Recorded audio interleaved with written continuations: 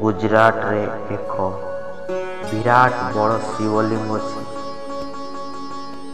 31 लक्ष रुद्राक्षर तैयारी होइछि।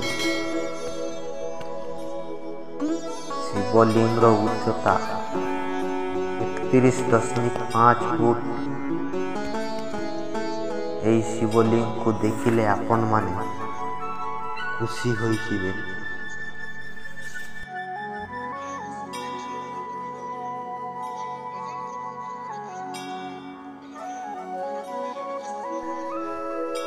एकतीस लक्ष रुद्राक्षर तैयारी होइछि।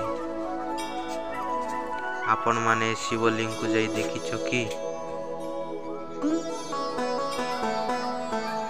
केते सुंदर विराट बड़ शिवलिंग।